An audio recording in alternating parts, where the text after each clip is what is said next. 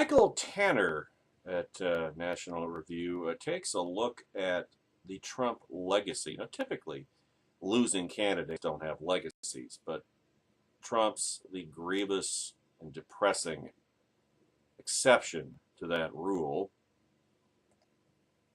I mean, we already have one party committed to big government, but for Trumplicans, apparently that's not enough. So let the precriminations begin. Well, they already have. They began months ago, actually. Somehow Donald Trump has survived to lose another day. But with each passing hour, it becomes more obvious that he is going to lose this election. It's been obvious since June 15th, 2015, actually. And most likely take a Republican Senate down with him at the very least. Even Republican control of the House is now in jeopardy. And this epic disaster, this totally avoidable, never needed to happen, total disaster is taking place against the backdrop of the most flawed, disliked, weakest, worst Democrat presidential candidate since George McGovern. You know, the guy who lost to Nixon by 22 percentage points in the popular vote. Almost 500 electoral votes.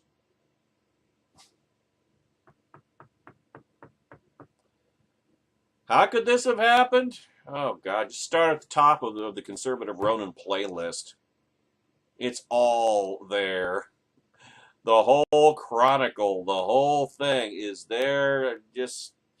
And to go back before that, look on everything I wrote on politicalpistachio.com going back to June 15th of last year through the end of May in 2016 this year.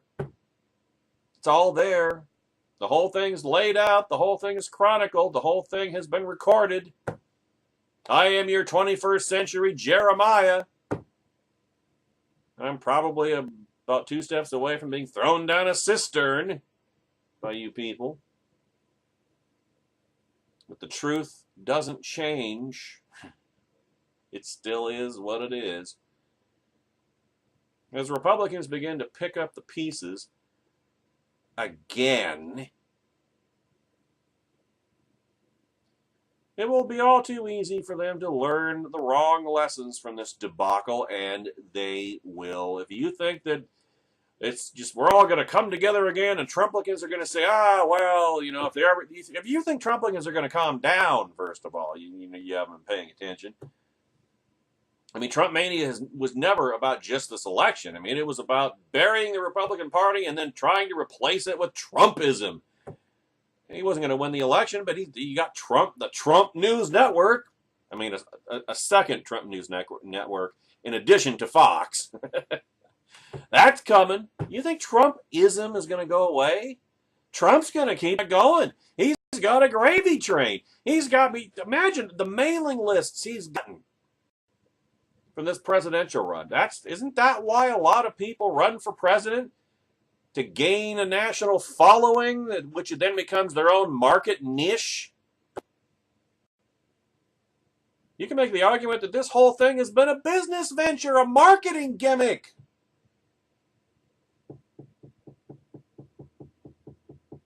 That's why he did it, folks. Another of the reasons that he's done this. But you know the Trumplicans are not going to learn the right lesson. They're emotionally invested in the wrong lessons that created this debacle in the first place. You think the right's just going to come back together and unify for the sake of opposing Hillary? Bleep no. The Republican Party is split. The Republican Party is riven. The Republican Party is done. I always used to wonder, how would it happen? What would put or send the Republican Party the way of the Whigs? Now we know. The Republican Party is not coming back together after this election. I can guarantee it won't. They won't learn. Trumplicans will not learn the right lessons.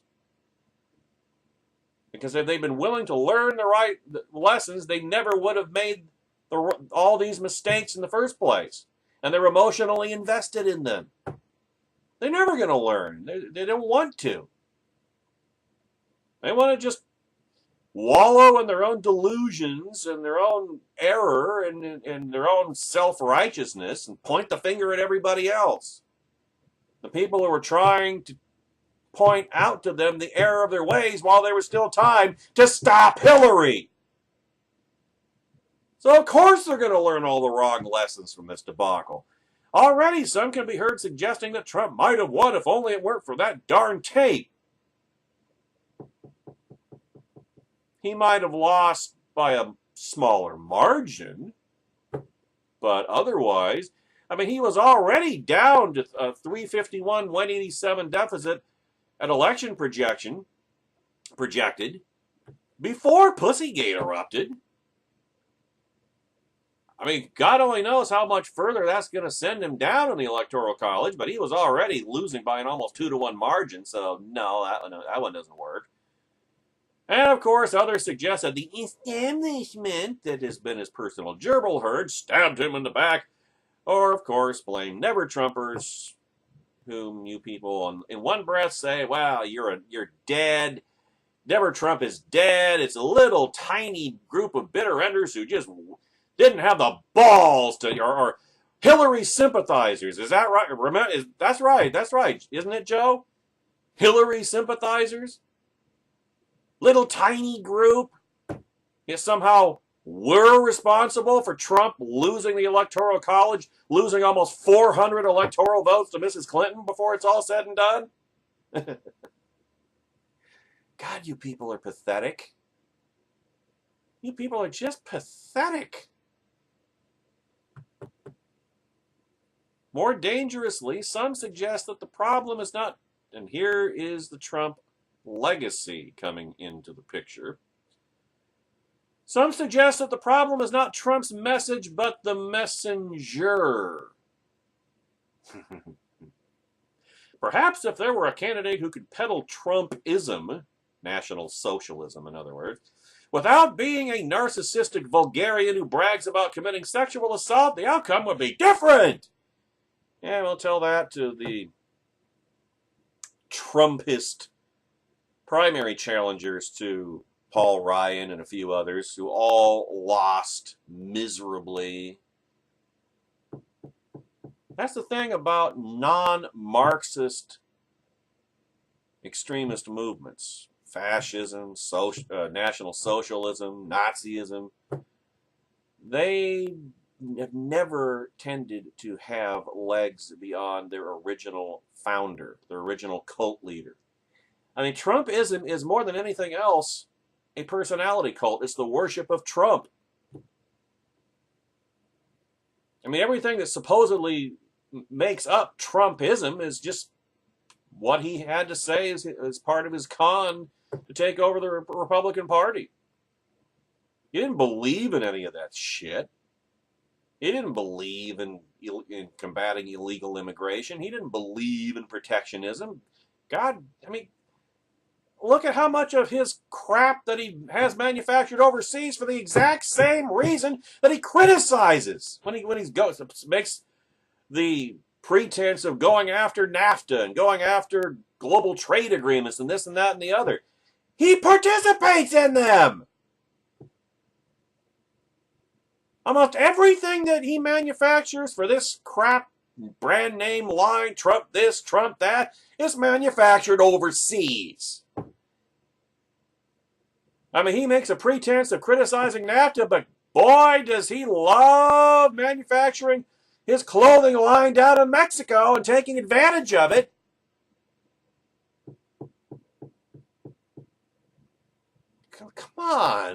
Come on, Trump supporters. Some of you must have a brain left. Can't have completely atrophied.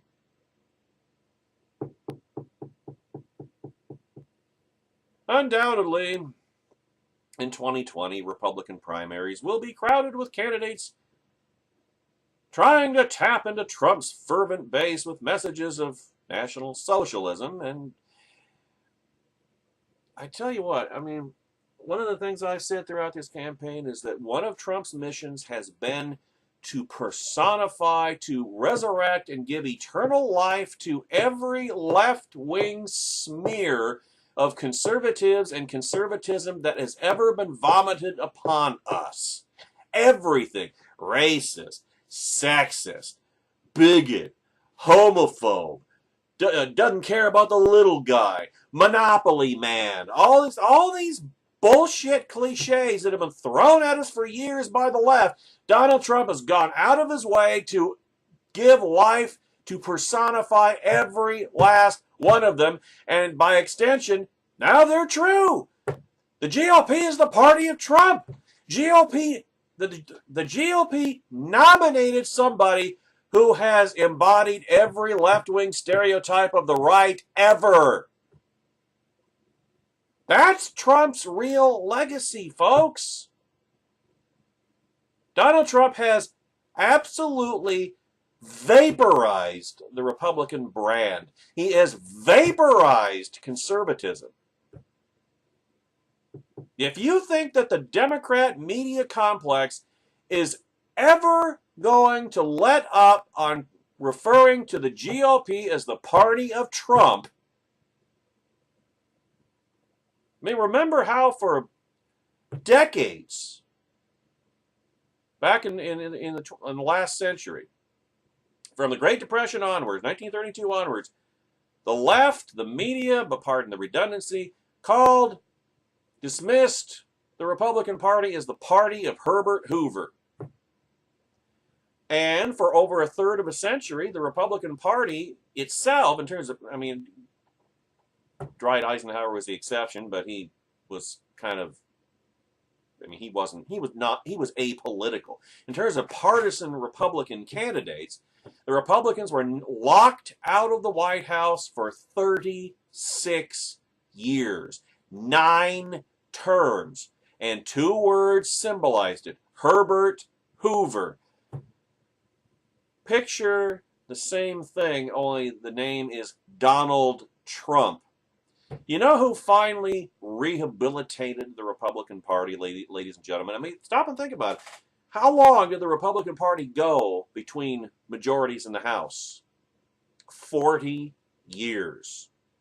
And even those majorities, for 2 years, 1952 to 1954, came in on Eisenhower's coattails. Then they immediately went back out again. 40 years between Republican control or Republican majorities in the House of Representatives. That was because of Ronald Reagan. Ronald Reagan legitimized the Republican Party in the eyes of the general electorate. And even then, it took 14 more years for that to trickle down to the congressional level. And since 1994, that was 22 years ago, the Republicans have controlled the House of Representatives for 18 of the past 22 years. 1995 to 2006, and then 2010 to the present. 18 of the past 22 years, the GOP has controlled the House of Representatives. Now, as I say, that the Trumpageddon effect from Pussygate has not hit congressional races yet that I've seen on election projection, but it's only been not even a week, it's been 5 days. We'll see what happens. But the name Donald Trump may, I mean, let's say that the Republicans do lose the House because of this. Let's just say. How long do you think it might be before the GOP gets the House back again with the name Donald Trump hung around the party's neck, with the Trump brand being the GOP brand, and the media never letting anybody forget about it? Ever again. How long do you think that legacy might last? Another 9 terms, perhaps? 36 years? It may be the middle of the 21st century before the GOP can finally dig out from under Trumpageddon. I really hope that doesn't prove to be the case. I mean, I know, I've said it myself, our Polaroid culture, short attention span theater, I get it. But it may just be that bad. It may just be that bad. It may be past the middle of the 21st century. We may be almost to the point of first contact with the Vulcans before the GOP manages to live down Trump mania. Still think it was worth it, Trumplicans?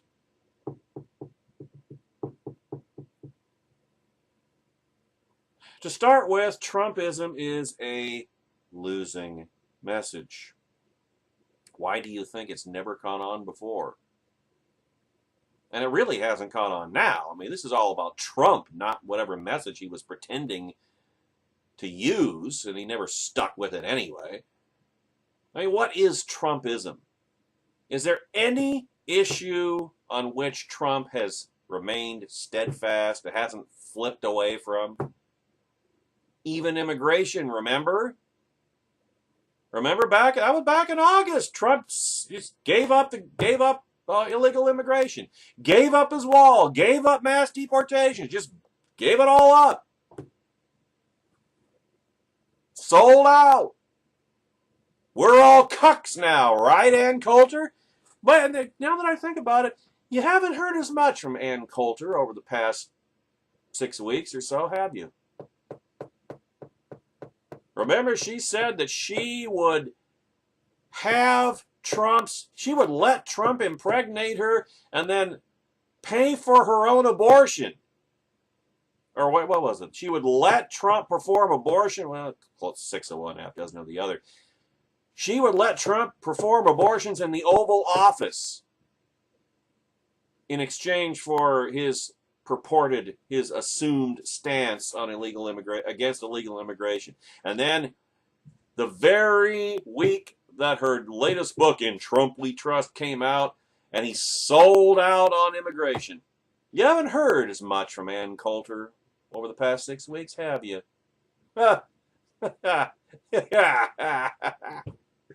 Oh, poor Ann. Poor Ann Coulter.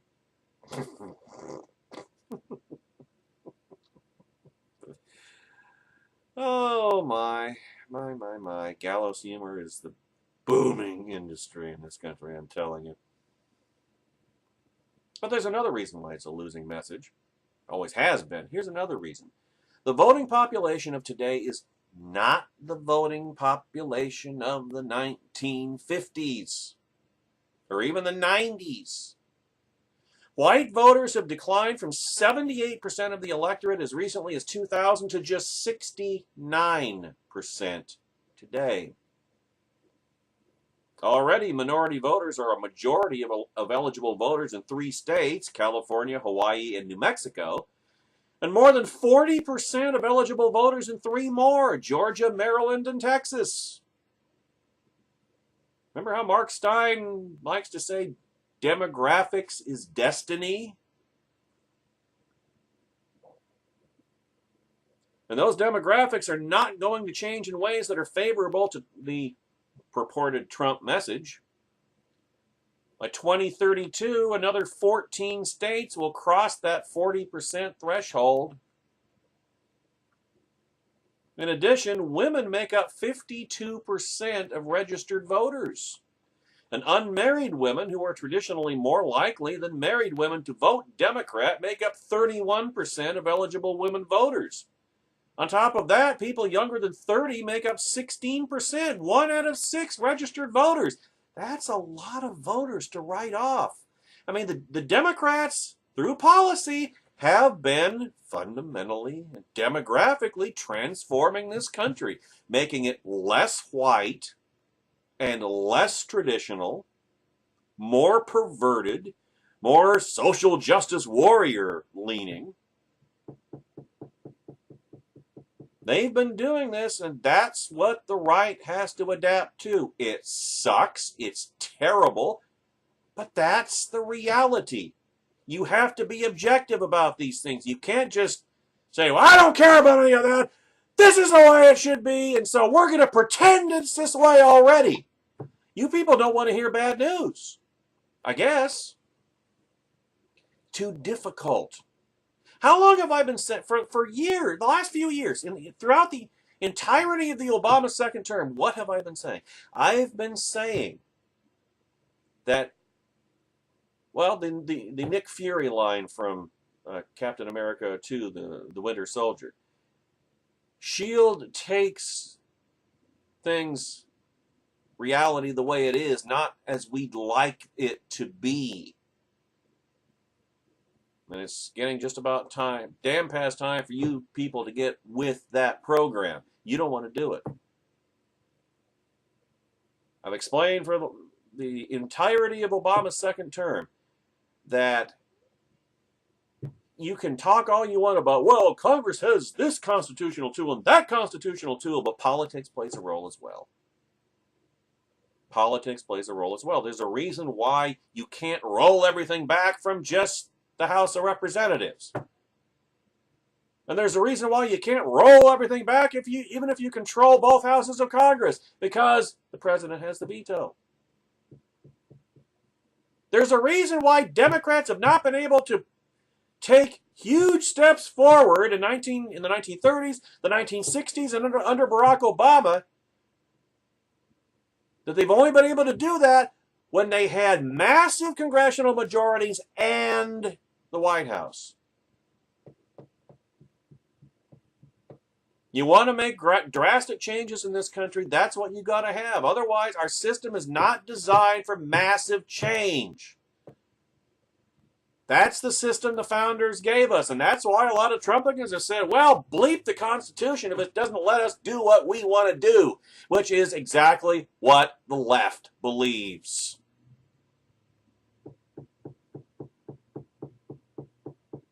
So the demographics have changed. And if the right is going to get back in the game, if we're ever going to restore the republic, we have to take things as they are, not how we'd like them to be. I mean, one cannot win an election by running for president of Breitbart Nation. Besides, we already have one political party committed to big government. If history should teach Republicans anything, it is that they cannot win a bidding war with the Democrats. Indeed, the biggest victories that Republicans have had, from Ronald Reagan to the Gingrich Revolution in 1994 to the Tea Party-fueled midterm of 2010, have been driven by what? Conservatism. By a clear alternative of limited government and individual liberty and the Constitution. And Trump has all but completely disavowed conservatism. He never was a conservative. He never has been a conservative. He never will be a conservative. His campaign has been one long string of promises for government to do more and spend more, but just on his assumed constituents, as opposed to others.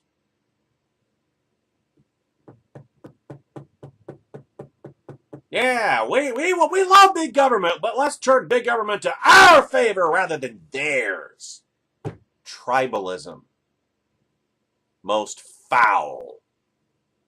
From people who used to stand, who used to claim to stand for limited government, individual liberty, and the Constitution, but now those things are getting in the way of them getting their tribalistic revenge. I.e., stop Hillary.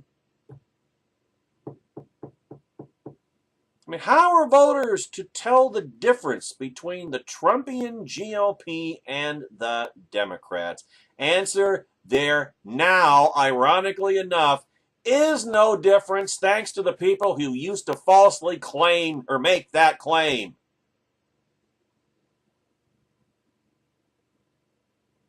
But beyond political strategy, Trumpism is wrong for the country. We are faced with massive debts and unsustainable entitlements that our children will have to pay for. And they won't be able to pay for them either, really. That's why it's going to collapse the economy. It's going to collapse the country. It's coming. Some cataclysm. Maybe it'll be a natural disaster. Maybe it'll be the economic cataclysm. Maybe it'll be foreign attack. Maybe it'll be nuclear war. It's coming. And you people, you just live in your fantasy world and think, well, if we just fight hard enough, we can win. Bullshit. Grow up.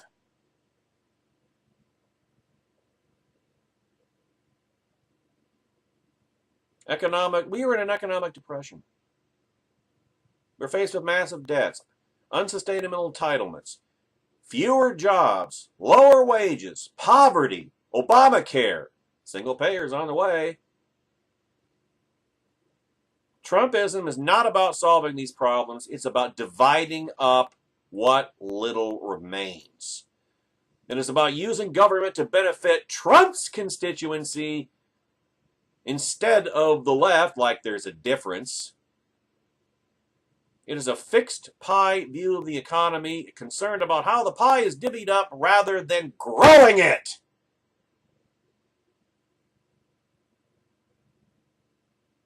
Republicans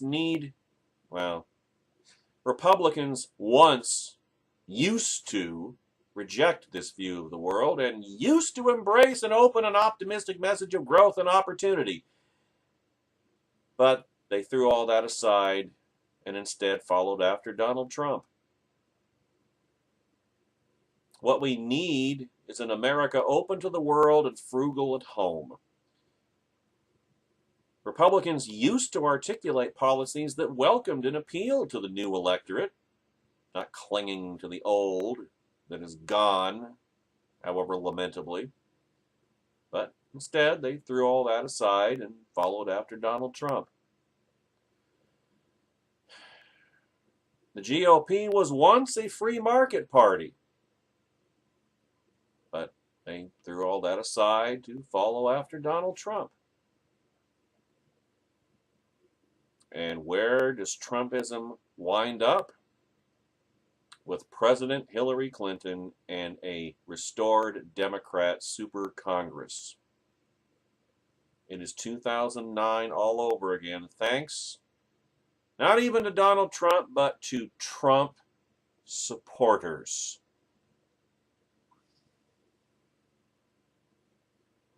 Well, there's still a month until the election, but that's just not enough time. And even if it was, and even if Trump could come back, Trump's no different than Hillary. They're both the same.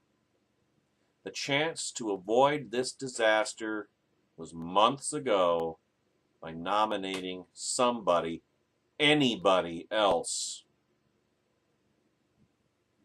But Trumplicans threw all that aside and followed after Donald Trump. And now that they see where it leads, they are in full-scale denial and finger-pointing mode, and they will remain in that mode forever. And that, a riven Republican Party, the effective elimination of any political opposition to the Democrats, turning America into, once again, a one-party, left-wing Democrat state, that is the legacy of Donald J. Trump.